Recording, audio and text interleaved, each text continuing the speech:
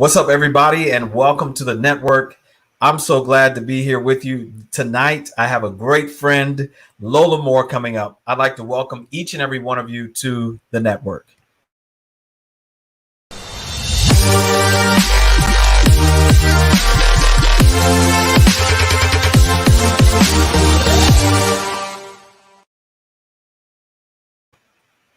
What's up, everybody? As promised, we're here on the network. You know, it's Wednesday night, so it must be the network. Tonight, I'm so excited to be able to have my good friend. This week's special guest is none other than Lola Moore Johnston, founder of the Bloom Movement. Welcome, Lola, to the network. Thanks for having me. Good evening, everybody. Listen, let me tell you, I have stories on Lola for days. Okay. We can go all the way back. We can go a long way back. Lord have But we're mercy. going to resist going back tonight. And we're going to be talking about something that's so unique. So, Lola, could you kind of talk to us about what's been going on in your life lately? I know you've got a lot of good things happening. You've been recently married over the past. Well, how long have you been married? It's almost 4 years 4 now. years? Yeah. Recently married. I guess if you know somebody for 35 years, 4 years. I know, right? But I'm just so glad to have you here. So I know that you have some great things going on. You're a pastor, you're a singer. Lola, like she can talk and sing at the same time. It's like she's one of those people that have multiple gifts. She can preach, she electrifies audiences, and she also travels. Obviously, when it's not during COVID. So Lola, thank you so much again for coming on. But I also want to just get your story. What's the Lola story? I don't want the clean version. I want the one you need a little soap and water to clean off. Good evening, everyone. Again, as I was about to say, as Andy has said, excuse me, as Dr. Johnston Johnson has said, I am Lola Moore Johnson. I am the pastor of the Woodbridge Seventh Day Adventist Church, but I'm originally from Elizabeth, New Jersey. I grew up in the Seventh Day Adventist Church trying to figure out where I fit. I have been a leader my entire life. I was telling someone the other day, as far back as I can remember, I've been telling people what to do, or at least strongly suggesting it. But I Telling people could what to do sounds more like it. telling people what to do.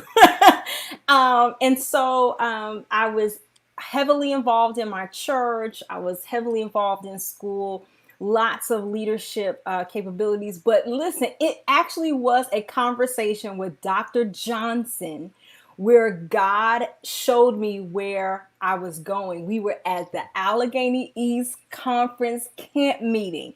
Really? Yes, it was. It was about I guess it was, I was about to say 2014. No, it was 1994. And I remember us having a conversation about what our future aspirations were. And I remember that in talking about it, I really could not articulate it in any way other than I wanted to be a pastor's wife. And then as I expressed why, I was saying because I want to be in the front lines of ministry. Mm, It was in that moment I realized that the thing that I really wanted to do that my packaging would not allow me to do. And so mm, I thought that I was going to have to play a part to someone else living mm. out their call in order for me to. Circuitous route, God led me to La Sierra University in 2000, where I resumed my collegiate studies and started in music as a music major. That lasted a semester, and I was trying to, really trying to figure out how to merge all of the different ideas, talents, passions I had, and God led me to become a religious study major. I did not know what I would do with that, but I felt a strong urge that that is where I was supposed to be. God continued to help me to hone and to build my leadership skills as well as my musical abilities. And at the end of that, God called me to the Florida Conference of Seventh Day Adventists to become a pastor, a chaplain. And I started in chaplaincy. Again, being there, I believe it was just a foot in the door because chaplaincy was not for me. I tend to be a bubbly person. I tend to be, high energy. And I was finding myself going into rooms with older people who were dying. My very first case was a person who was my age. She was with her boyfriend going to dinner where her boyfriend was going to propose to her, and they were on a motorcycle and got into an accident with a truck. I mean, that kind of stuff was not for me. I was not built for that. And so I lasted, I guess, a year and a half. And then in trying to search God through a whole nother story, open up the door for pastoral ministry. But I realized it's my 10th year in ministry.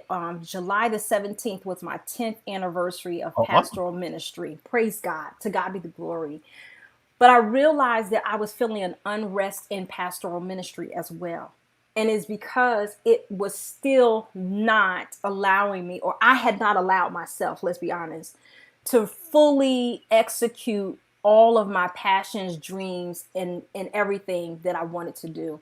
And so it was during this COVID season, Dr. Johnson, where God allowed me to live out something that he had put in my heart, which is called the Bloom movement.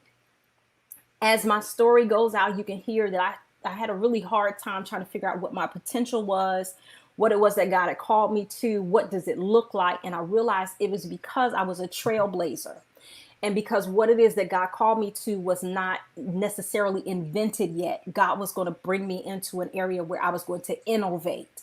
And I guess that's a word that I need to say for someone else. You might be frustrated because you don't see what it is that Yeah. you feel called to. Yeah. And I believe that that is because God has called us to innovation in this Yeah. season. God Yeah. is calling us to create something that has never been seen before. And that requires us to take our hands off the Yes. process and to let God do something big. Oh my goodness.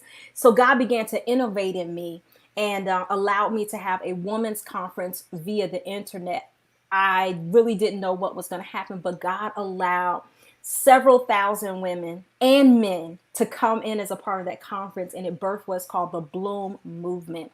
What I teach is purpose mastery and faithful productivity to the world. I help people to hone in on what their dreams and passions are and to find ways to actually live out those passions in their day to day lives. I mean, I am living in spaces now that are the answer to my prayers. But again, it's because God called me to be a trailblazer and an innovator.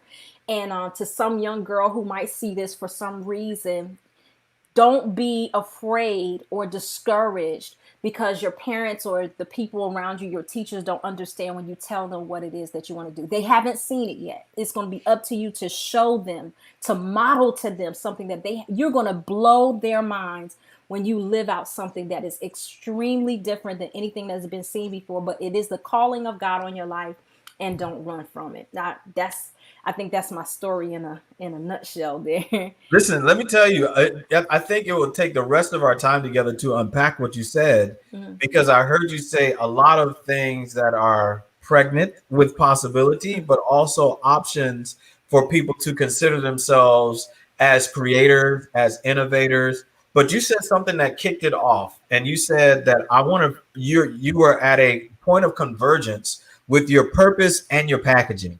And Mhm. could you talk a little bit more about that? Because I think a lot of people take a perspective that because of the way they look or the way they sound or the way they may feel about themselves, that it's going to derail them from their purpose. I mean, we were sharing just a little while before that talking about the network. I had an idea. I was like, maybe I shouldn't do it. Maybe I should do it. But could you kind of talk to anybody tonight who's really wanting to live out their purpose, but for whatever reason, their packaging, whether their identity, whether their gender, or whether their struggles are too much for them to overcome? Listen, tonight in my prayer meeting, I preached from Luke chapter 1, verse 37.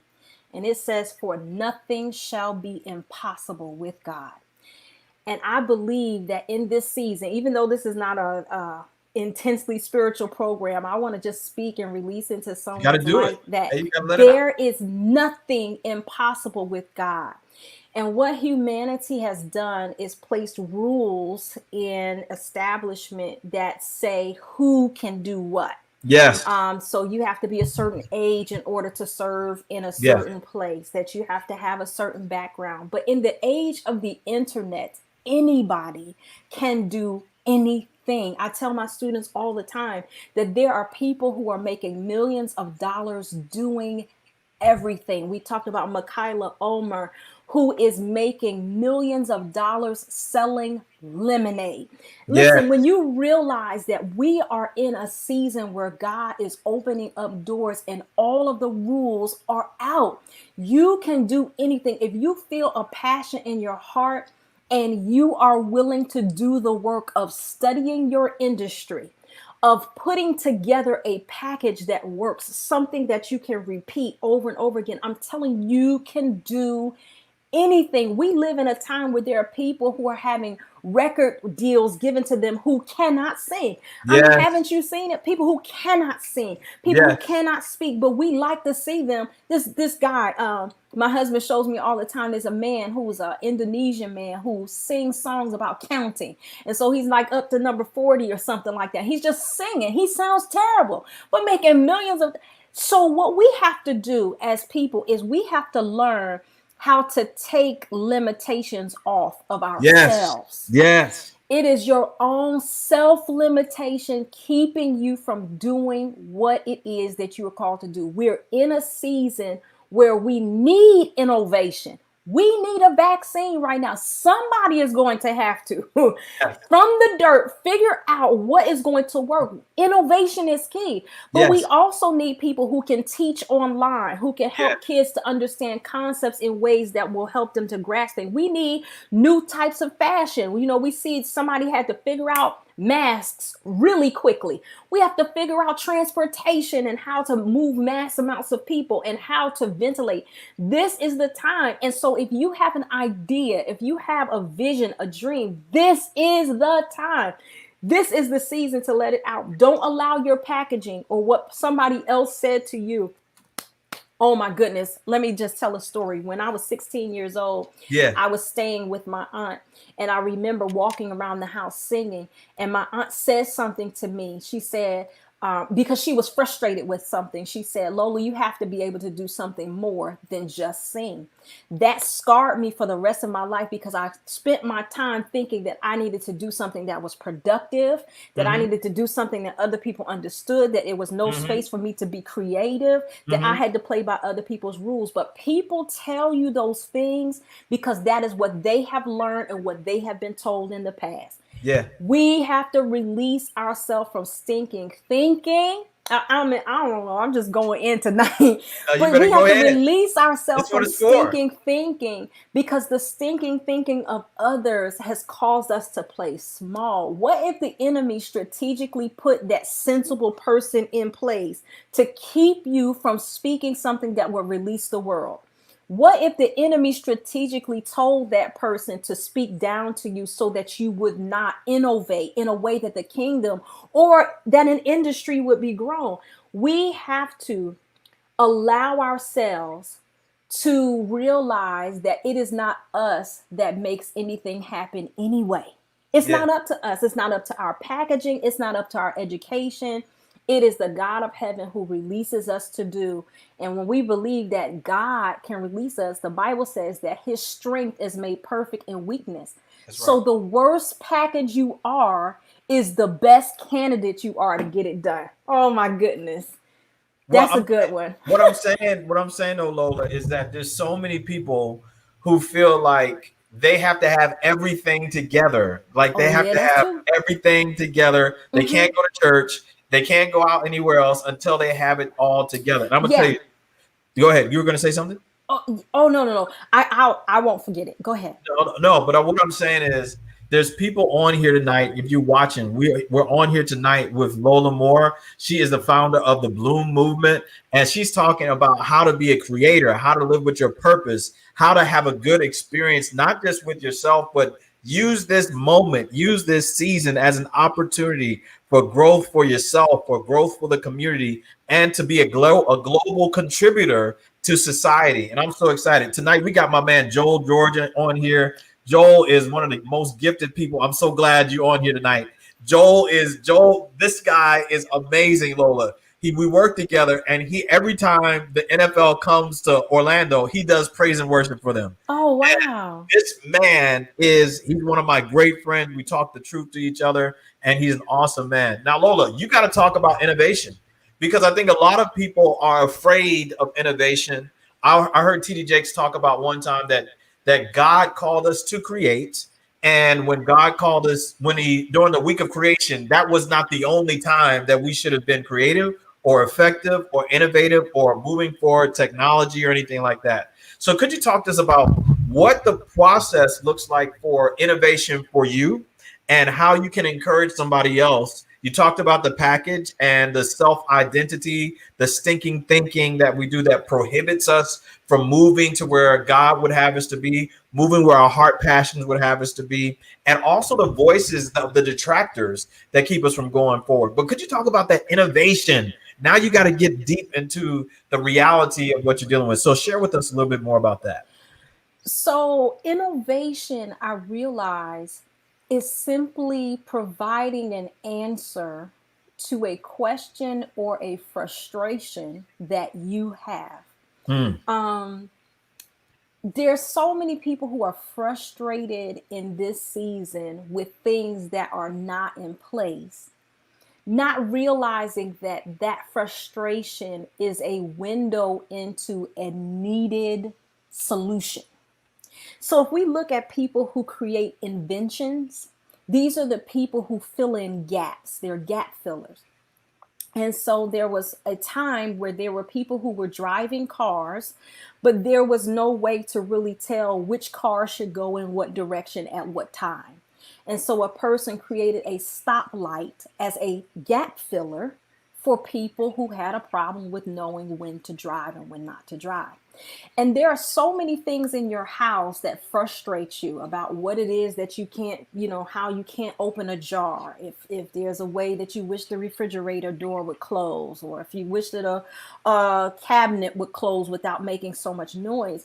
These are all gaps that are waiting to be filled by someone who is paying attention. And Yeah. so in my life, I realized that when there wasn't a whole lot of noise in my life, especially here in COVID-19, I could pay attention to my frustrations, Yes. pay attention to the gaps that were there, and to Yes. figure out what are the stop gaps, what are the places, the bridges that I'm able to fill for someone else.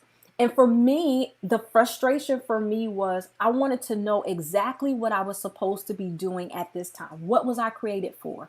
Yeah. And sometimes we can double down on ourselves, believing that we're the only ones who have that frustration and becoming depressed Yeah. because we have that frustration, not knowing that if we just created a solution for our own frustration, that solution probably could be the solution for someone else. Let me one more thing and I'll let it go.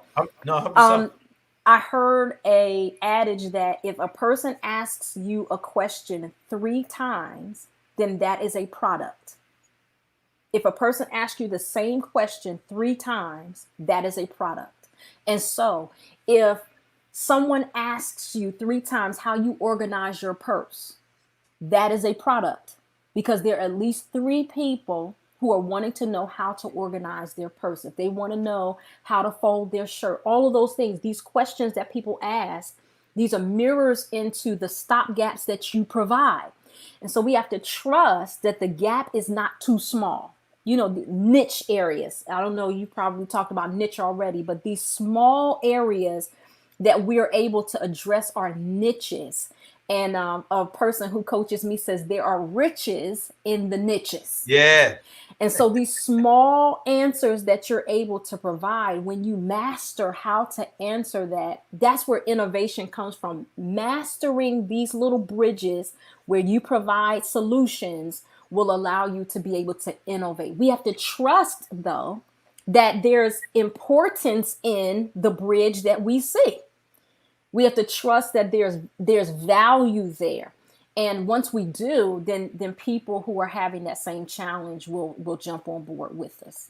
So what I'm saying, Lola, is I think that you're giving a clinic tonight on how to start the ideation process, but even more than that, the own personal value. So how do you bridge the gap? All right, so we talked about the purpose and the packaging, we talked about the self-talk, but how do you move towards saying, okay, I'm valuable enough to produce something that somebody else may or may not like? And how do you deal with the no's, and how do you deal with the no's from a perspective that the no's may do not equal your own value? Because some Mm. people connect the two and they say, well, if I'm valuable, then they should accept this, they should accept that. But how do you deal with the no's? You know you're innovative, you know you got a great product, the riches are in the niches, you got that. But how do you deal with the value proposition for of self? So you said you wanted the unclean version, Go and ahead. I mean, not that it's gonna be amoral or anything. For Ain't me, nobody worried about that. I had to go to therapy, because I was what would be to the system an ugly duckling. I Mm, was a person who the system did not know how to classify. And hmm. so there was a lot of work done on me to try to fit me into a space that I didn't fit into. I was never going to fit there. Hmm. So I did some personal work, a lot of it. And I think that for those who are innovators and ideators, sometimes you have to do some personal work to heal the wounds That's right. that cause us to repeat to ourselves Yeah. the narratives that have been repeated to us. We have to kind of do some detangling, if you will, of our own personal reality and the narratives that have been provided for us. So I started with a lot of therapy, but Hmm. then I also had to hear from others and accept the praise that was given to me from others. Hmm. The Hmm. praise that I could take concepts that were complex and make them simple. Hmm. I had to understand and hear that over and over again. You are a great teacher. Hmm. And when I started to hear and accept the praise of others, then I could actually accept the areas where God had gifted me and walk boldly in them now. Yes, So that when I do teach, I realize that I do not, you don't have to have a degree to teach. that's right. Some of the greatest, TD Jakes does not have one degree, Yeah, not one. yeah. And a lot of the greatest teachers that we have no degree. All they have is the gumption, the unmitigated gall to believe that they have something to say. And that is literally, once you have done the perfect work or the intentional work on the inside, then you can pick up the unmitigated gall to say, I have something to say. It is valuable. Someone will listen. And even if that someone is only, five people on my podcast here or there, eventually it will turn into something because I'm going to stay at it. I believe in myself. But it takes some intentional work, sometimes some clinical work that causes us to heal so that we can stand in our own truth, and be bold with it.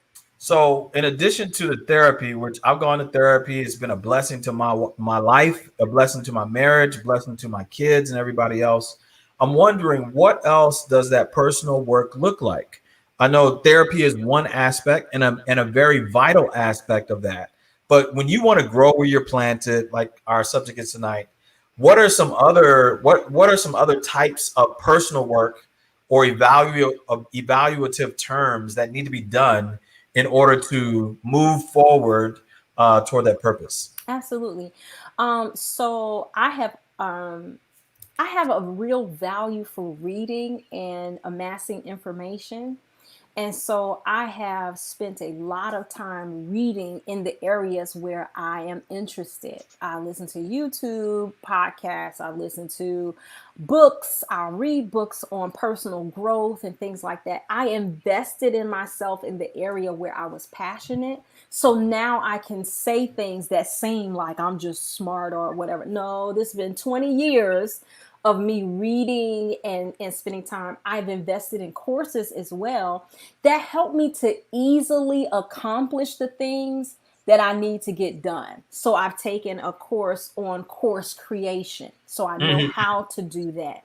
Taking a course on public speaking, how to do that. Even though you don't have to have a degree to teach, there are some people who can shorten the trip for you from where you are to where you're trying to go. So Yeah. I believe in investing in yourself, surrounding yourself with mentors. Mentorship has been huge for me as well. Surrounding yourself with mentors who can speak into your life and identify the places where you could really do some growth work there, some places that might be dwarfed and things like that, allowing people to speak into your life. But that personal work of investing in yourself, when you know that this is something that you're passionate about, invest in it. Take a course, sign up or subscribe to a YouTube channel, connect with people who are doing something similar to what it is that you want to do so that you can ask questions. I think that that's big too, getting the information, doing the work to aid you in not having to reinvent the wheel in places where, work has been done already. Now, Lola, I think that you hit on something really big there. And I think that so the three goals, obviously, that are there on the screen are find community, gain connections, and experience compassion. And I have found that the more, the deeper I go, I thought I was going to be afraid. I thought I was going to be, and I, there is some trepidation about going deep. But I have found that there's always a community of people who are willing to help you that may not be like you. I mean, people are around and they cheer and encourage your ideas. They tell you to keep on going, keep Yeah. on moving forward. We're with you. And I believe that a lot of us are afraid to step out, afraid to go forward, and afraid to grow even because sometimes we're afraid of what that looks like. And for some people, nobody knows what to do. So when I was getting my doctorate, right? And nobody in my family, I'm the first person in my family to have a doctorate of any kind. So when I was getting to a crucial point where I would usually ask my father stuff, I couldn't ask my dad. Not because I didn't love him, but he just did not know. I mean, he took me as far as he could take me. And I think too often when we want to grow, Lola, sometimes we take people with us who are not ready to ride with us.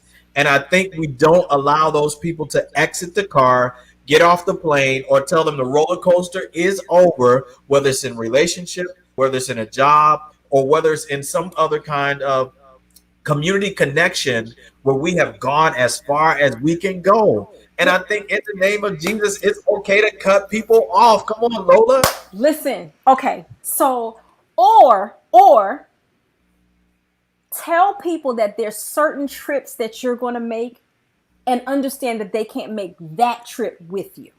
There you go. So your family, my family as well, no doctorate of any kind. So there's certain things that we are aspiring to. Some people will feel, well, don't you have enough degrees? Haven't you gone to Yeah, school? You going to school again? I've heard that one too.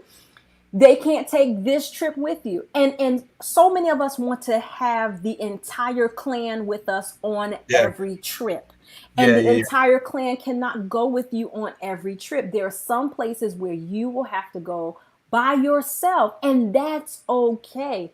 yeah, I think that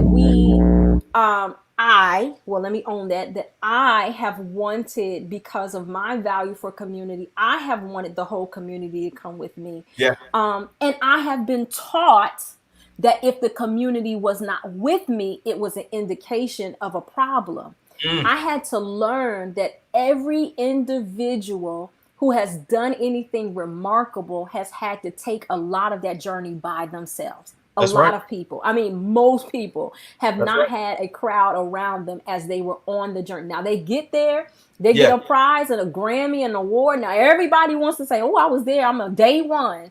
But Yeah. a lot of that journey they had to take by themselves. We were listening to the documentary on David Foster. I mean, award-winning songwriter. He wrote the Bodyguard soundtrack, and I mean, just unbelievable. And he was talking about the fact that he got his first job as a musician at 12 years old. Mm, At 12 years old, he began making more money than his father made for the mm, home. At mm, 12. mm. So you think from 12 years old, this man who is now David Foster, like I said, multiple Grammys, Celine Dion, Barbara Streisand, and all this kind of stuff.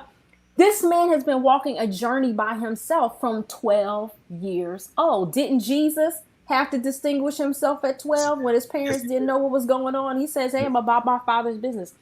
A part of this journey you're going to have to take by yourself. So learn how to be comfortable in your own company. Please. If you're going to do anything remarkable, you have to learn how to be able to walk alone. You won't always be alone, but certain stretches of the journey you'll walk by yourself. Now, Lola, you said a mouthful with that, being able to teach us how to walk alone, how to be able to come together. We're going to talk a little bit more about that on the other side of the break. And I'm so excited that we have some great things coming up, and I want to share them with you. We'll be right back after these messages.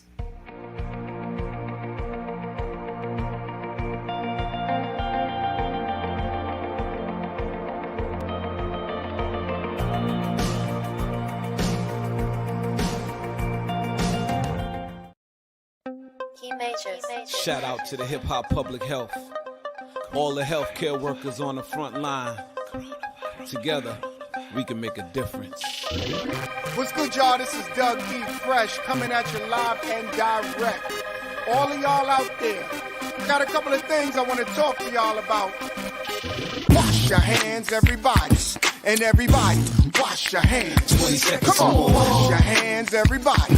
And everybody, wash your hands. 20 My people seconds more. uptown, wash your hands. My people downtown, wash your hands. 20 People seconds from the more. East Coast, wash your hands. People from the West Coast, wash your hands. That's right. First and foremost, please listen close. Take your time, wash. Use a lot of soap from the front to the back, back to the front. Sing the hook where you at. That's exactly what we want. If you decide to leave, please take heed. Talk a social distance, at least 6 feet. On a bus or the train, riding in your car. The further you're away, then the better off you are. 20 seconds or more.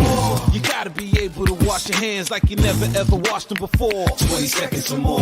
Try to wait, you'll make the greatest mistake. You need to wash them when you enter the door. 20 seconds or more. Take your time, sing a song, spit a rhyme. When you're finished, you can put on some gloves. 20 seconds or more. It's very important to wash your hands. You're protecting everybody you love.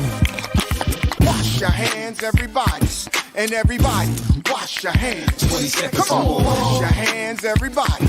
And everybody, wash your hands.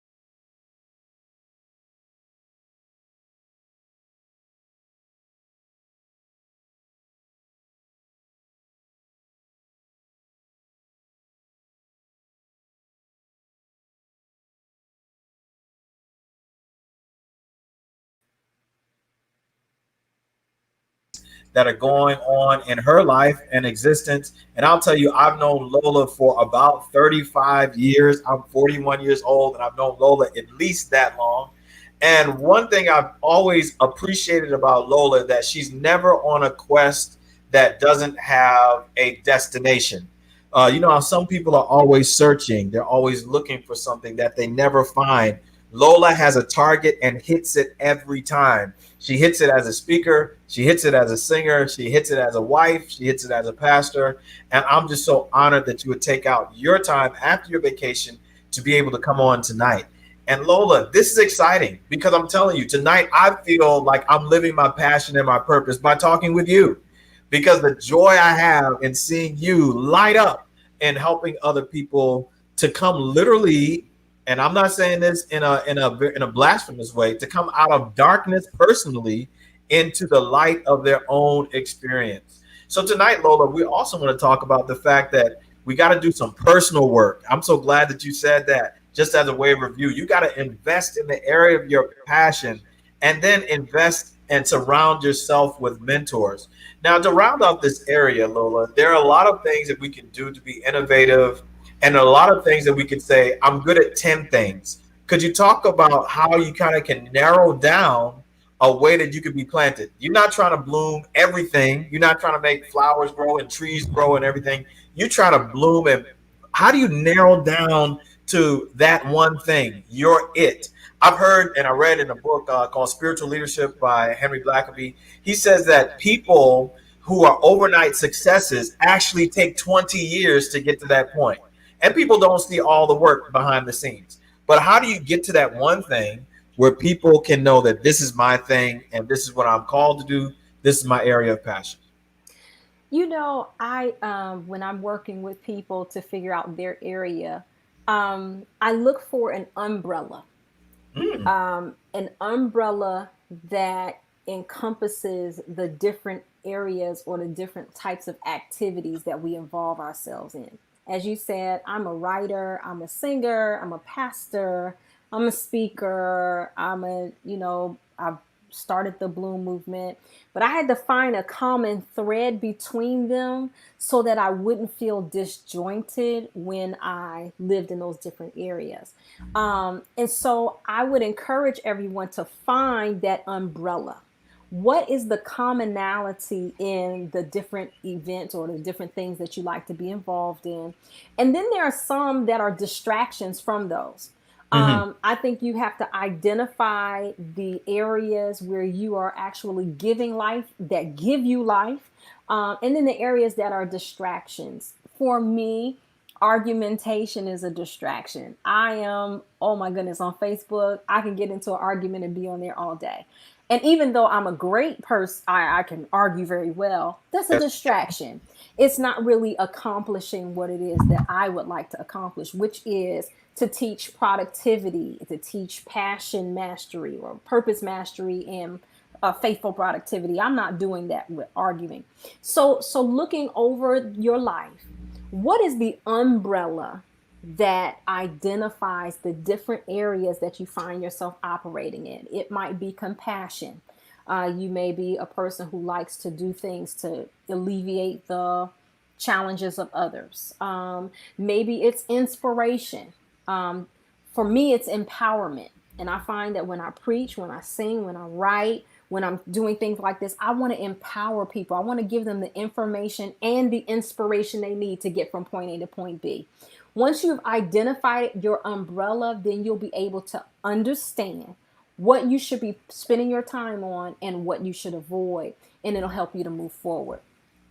Yeah, that is so awesome. And I think that one of the things that you're saying, and Justin, you're gonna be on here too, brother. Don't be trying to hide, Yeah, brother. he's the man. You ain't hiding, brother. You can't hide around here, Justin. But what I'm saying is, a lot of people are waiting for somebody to empower them. And for me, I'm telling you, one of the things that, for those who are watching, one of the reasons why the network got started, I was doing a service for a church on a Wednesday night, and a man said that he was going to commit suicide because he felt he had no community. And I wanted to be able to help people to find a community where they could come together, gain some connections, and also experience some compassion. And I think too often, Lola, we really want to get to the point where we got the crowd, where we got the people, where everybody's cheering for us with the lights on. And I'm gonna tell you, the best lessons I learned about myself were riding up and down the road in Mississippi by myself. Me and my wife, we talk about the fact that our marriage started off in a place where we had to get to know each other, we had to get to know the Lord, we had to try out skills and gifts, and the same skills that people identified in me then are the ones that are blessing to me now. And I'll just say this very quickly. I had a situation where a young lady was basically in a car accident, a car wreck. It was at that point where I saw the connection between healthcare chaplaincy and ministry, and where I saw the fact that God had called me. And the reason why I do what I do on my job every day, I'm a chaplain, is because God said to me, this is what I created you to do. Bam. And then out of that, just like you're saying, the umbrella developed. We have opportunities to connect with people, opportunities to see things happen. But I want people on here to know tonight that you do not have to live in fear of having gifts. Yes. I think that, Lola, what you're saying to us tonight is that we have to use what we have, the skills that we have, and the passions that we have to do something that's going to be meaningful to us. Yes. Yes. And as you said earlier, a lot of the things that we need to be doing, we're already doing. I was 20 years old when I left New Jersey to go to California. Wow. I didn't know anything of, I thought I knew what California was until I got there. Wow. But a year or so later, a friend of mine moved to Atlanta from New Jersey. And I said, hey, you moved to Atlanta. That's great. Like, what made you move? And she said, well, I saw you move to California. And I thought to myself, if Lola could do it, I could do it too. Yeah. I'm just minding my business, living my life. Yeah. But I noticed that several other people made that same trip to California. Others have done other things and branched out. People starting businesses because of a conversation with me. I had a friend, she's written a book, and she talked to me on my program and said, you said to me one day that I should write a book. And so I wrote it. And here, a lot of the things that you are built to do, you are doing already. Yes. So it's not that you're not doing it already. It's you giving yourself permission to actually value what you do already. Woo. A lot of us are doing it now. You're doing it now. But you have just said, well, it's just this. It's just that. And you haven't evaluated it properly. I'm sorry. Go ahead. No. What I'm saying is I agree with you. I think people undervalue themselves. And do not think, listen, there's a song. I don't know who you are, but you need to listen to this song tonight by Tim Bowman. And the song is entitled, I'm Good. Yes. The man says, I'm good enough to drive the car. I'm good enough to have success. Yes. One day, Lola, I listened to the song 7 times straight because the music was good, but the message was even better to realize that we are valued enough. And I think one of the things that the Christian church and why people leave Christianity is because they do not feel good about themselves. And I think that people are fearful. The more people I talk to, even this past Saturday, talked to a friend I had not talked to in about 5 years. And he talked about, and his voice sounded like he was discouraged. But I'm telling you, after we talked, I said, you are good enough. You're good enough to be a part of the community. We miss you. And his voice changed. And I think the value purpose, the value proposition that we have for ourselves is equally as important as what we give to the world. Oh, I'm going to say something that's going to get both of us in trouble. But thank God this is your platform, so nobody can ban you, right? They can't blackball you. You know, I feel that there is an aspect of religion that controls people in order to keep them. Yeah. And so if I keep you feeling that you can't make decisions for yourself, that you were wayward, that something is off about you, then I can control you. Yep. And we have to understand that in order to know that it is our responsibility in Christ to properly value ourselves based upon what Scripture says. Yes. And I mean, we could do a whole lot of work to talk about how religion became that way, but understand that people try, you know, women know that there are men who don't look very good, who will try to talk you down and say you don't look good in order for them to be in relationship with you. They Mm-hmm. kind of knock you down. They knock down how you see yourself so Mm-hmm. that you would, believe that being with them is a come up.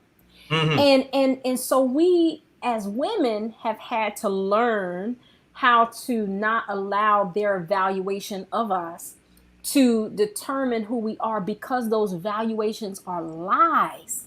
Yes. They're lies that are put in place in order to keep you captive. Yeah. They're to make you captive. And so, God help us, and we're gonna have to answer for the times in which we have tried to control people by destabilizing their personal value. And I think they'll Lola. As I listen, I'm gonna tell you. I said this last week, but y'all, somebody wasn't here last week. This Bible text of Numbers 32:23. Be sure your sins will find you out. Mm-hmm, It mm-hmm. has nothing to do with sin. Mm, It has all to do with God telling Moses, basically, if these jokers do not try, it's going to be sin for them. He said, mm. listen, I'm going to give it everything to you. I already gave you the possession. I gave you Wow. everything, but be sure your sins will find you out. Check it out, Lola. Has nothing Wow. to do with sin. And then after that, it goes immediately to the fact that you're going to build, you're going to take care of your kids. It's all Wow. about generational propositions that Moses was saying, God will show this as sin if we do not try. And I Wow. think that religion, according to those who have made the rules for religion, and they have kept false rules and told people. I mean, think about it. How many times did you hear that the children's story? Be sure Listen, you in will the find out. children's Sabbath school, I learned that in children's Sabbath school. I was like 5, and Exactly. it the terror of the Lord was in me. I didn't know. Exactly. And that just happened to me last week. Check it out. Wow. Read 22, 23, and 24. Numbers Wow. 32, 23, and 24. It will liberate you. And I'm Wow. telling you, it liberated me. And I'm telling you, a lot of people are fearful of the fact that people in their religious perspective will judge them based on what they are doing. But at the same time, there are people outside of the religious perspective who are not concerned, but they just want some encouragement.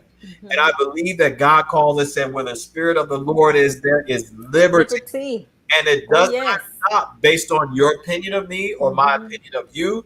I think what the we got to leave each other alone and allow us to learn to craft and to enjoy each other's creativity. And I'm telling you, it took me being a chaplain, learning about my own anger, my own frustrations, my own Wow. judgments, my own criticisms, for me to do that, and years of therapy to say I'm not going to judge you anymore. Yeah. And I think that when we get to that point, we can grow like never before. Yeah. Now, Lola, I know you got something on that. I know you got something on that. Man, I'm just blown right now. So, I'm taking it all in right now. But I realized, in my own journey, my own walk, it's not been the other people who have held me back. It Yeah. has been those thoughts. Yes. The thoughts, oh man, listen, I'm having a life-changing experience. So this is the only time I'm ever going to say this. I hate that I'm saying it on the internet, but I used to want to go to Pine Forge. This is the only time I'm going to say. I'm never going to say that again, right? And I wanted to go to work. Now, I'll never say it again. I don't want to hear nothing about the hills of Manitawny or no, or the river Manitawny or whatever it is. I don't want to hear nothing about that. He knows the song. But I wanted to go to work with Lloyd Mallory, because that Joker he was making legends up there, okay? He was making legends. And I didn't have that opportunity, and I think somebody suggested to me that I couldn't sing when I was younger. And it just stuck with me. It stuck. Man, listen. I started internet voice lessons with Lloyd Mallory. And Lloyd Mallory told me I could sing. I said, oh, y'all can't touch me now. But I'm 40 years old. Yeah. And it's taken that long. And Mercy. the only thing, listen, if I would have just believed myself, if I would have just done it myself, believed myself, and thought that my ear was different and just pursued it myself, then I might not be here today. I might be somewhere out in California, whatever like that. But a lot of us are waiting, as Pastor Johnson said, we're waiting for someone else to give us permission because we have failed to believe that we have a working thermostat, that we have or a working meter, that we don't believe our own eyes and our own ears. You have to start to believe and trust that you have enough sense to identify something that is meaningful and good. Someone will find, you know, help, purpose, meaning in what it is that you're doing, because you are doing it from a pure place. But do not wait. Let me tell you, so many people have allowed their purpose to die because they have waited for someone else to give them permission. Nobody's coming. They're not coming, because when they give you permission, then it takes away their ability to capitalize on what you can't see. Yes, yes, yes. Um, there's a movie where there's a woman who was making preserves, Yeah. and she was making those preserves for something like a quarter per, and giving them, selling them to a local restaurant owner. Well, her sister went into the restaurant to collect payment, and realized that the person was selling those preserves for $5 a piece. Mm. Saying, well, you're paying my sister 25 cents for each one of these, and you're selling them for $5. Now let's look at life and look at how many times we have done something. Even, oh man, I'm on TV as a pastor, right? Yeah. I realized that I was being put in charge of a $500,000 a year generating business. That I was a manager for a $500,000 a year. Somebody trusted me with $500,000 a year and Yeah. said that I could manage it. Yeah. But here I am believing that I needed somebody to give me directions, someone to give me orders, someone to tell me how long to be, where I was supposed to be here then, when they knew that I had those gifts. But as long as we're waiting for an employer or someone else to tell us, or to put us in their box, then there's so much more that we could accomplish that we won't, because we're waiting for permission that won't come. The system will not continue to run if you leave it. So the system will say you can't do X, Y, and Z. Yeah. That you're not able to do X, Y, and Z, so that it can capitalize on your gifts and your abilities. Yeah. You have to believe in yourself. It's That's going right. to start small, but that's okay. We don't despise small beginnings. It will grow, and you're going to be just fine. I mean, you're going to be fine. You're going to be fine.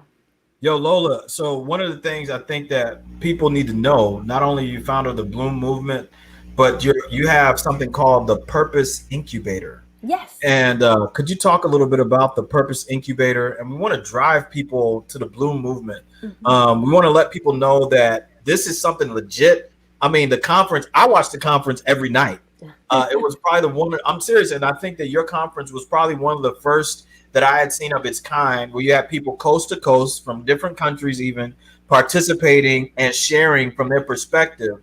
It was one of the most professional, well done conferences that I've seen, especially during this coronavirus pandemic period.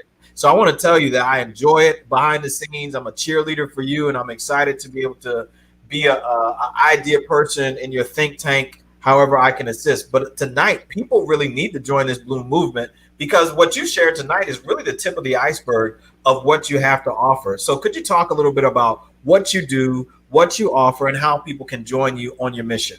Absolutely. And so, what I created as a stopgap were two programs. One is the 14-day Purpose Project.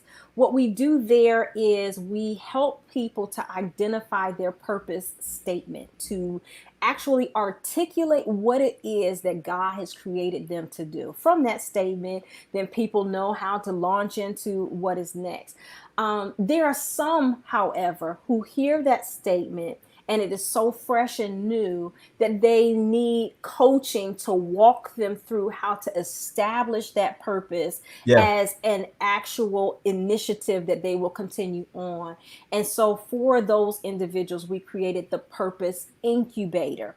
It Okay. is a 6-week program where we actually systematize a person's purpose to help them to develop a business plan, to help them to develop their ideal client avatar, and to develop a marketing strategy in order to be able to either move forward with their ministry or their business and to walk confidently forward. And so I saw that up. Bloomwithlola.com is where you can find those projects, but you can also find lots of free material at my YouTube channel. That is the Bloom Movement on YouTube, where you can find all of the programs from this conference, the Bloom Conference, that Dr. Johnson spoke about, as well as our Bloom Thursdays program, which is another free offering that I offer on YouTube and on my Facebook page for people who are wanting this type of inspiration on a weekly basis.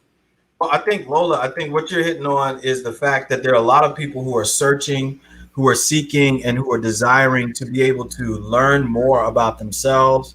And the Bloom movement is just not for women, No. it's also for men. So, could you talk about blooming from a male perspective, or inviting men to be a part of that journey as well? Absolutely.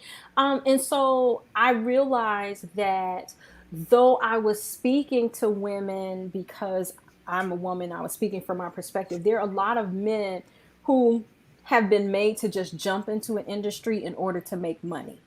And they're doing something that brings money but does not bring passion and joy. And especially in the African American community, many of us have been kind of trying to survive and not thriving, as we talk about here on this program.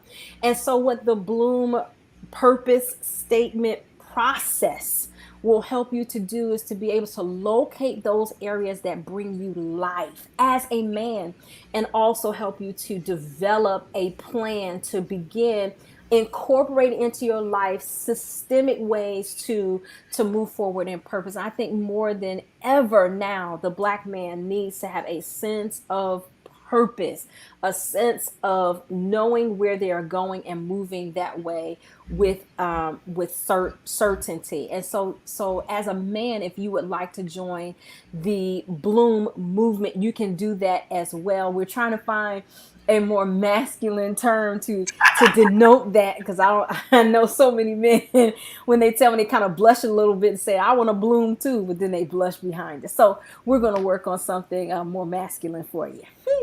Listen, let me tell you, there's something big coming up.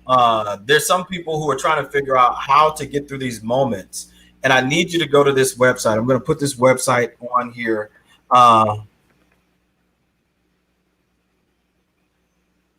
You need to go to this website, nadadultministries.com. And on that website, I give three thing webcasts on how to thrive through loss and grief. Mm-hmm. And I need you to go through that. We're going to have a conference called There Is Hope coming up very soon. And we're going to talk about 3 nights. We're going to talk to business leaders. We're going to have a pastor's night, a ministry night. And then we're going to have a memorial service that we celebrate people who have died during this time. Wow. So we're going to have something called There Is Hope. It'll be coming up in the next few weeks, but we want to make sure to let you know. Until then, go to this website where you'll see me sharing some of the latest information about how to thrive during COVID. There are certain things that happened during SARS that will repeat itself again. And there's certain aspects we're talking about: leadership and reality, leadership and self-compassion, and then leadership and the caregiver. So please go to that website. Please go to Bloom with Lola. And I also want to give you a free offer tonight. I like giving stuff away. Lola, I really feel called to be a philanthropist. So I love giving stuff away.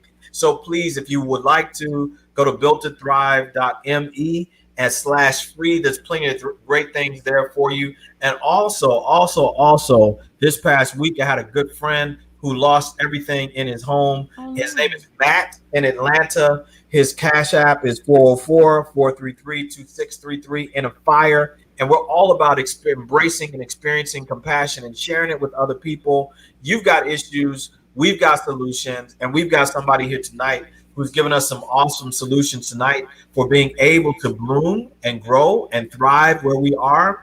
And every week we have a special guest. And I'm so excited tonight to have my friend Lola Moore for Lola Moore Johnston. We're not going to get in trouble with your husband Pete. Lola Moore Johnston, who's here tonight with us. Thank you, Lola, for being with us. Could you give us a final word as we wrap up?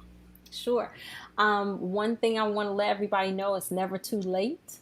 No matter where you are in your life, as long as there is breath in your body, you can bloom. So, why don't you take some moments tonight and just write down what your passion is, whatever it is that you remember, and commit that thing to God and watch God make it explode right in front of you. I'm praying for you. I believe in you. Well, we're here with Lola. She is so excited, vibrant, and encouraging, inspirational, and she started a movement just from an idea that she had. I want to let you know that you can find encouragement also every Saturday morning here at 10 a.m. on this same channel on Built to Thrive, whether you're watching on Twitter, Instagram, or Facebook. And also, I want to let you know that every week we have a new guest on the network. Please feel free to subscribe, like, or share this broadcast with thousands of people. And so far, we've received almost 11,000 Wow. people just in about a month and a half of the broadcast that we've had. So please, please, please go to Bloom with Lola. You'll be able to be blessed. Go check out what she has, join her movement, and be able to bring somebody else along with you so you can experience something real. We've had a great time tonight. And until the next time, I hope that you find ways that will be meaningful for you to grow, to bloom, and most of all, to thrive. Remember, this is a place to find community, to gain connections, and to experience compassion. Until Saturday morning, we'll see you on the other side. Be blessed wherever you are.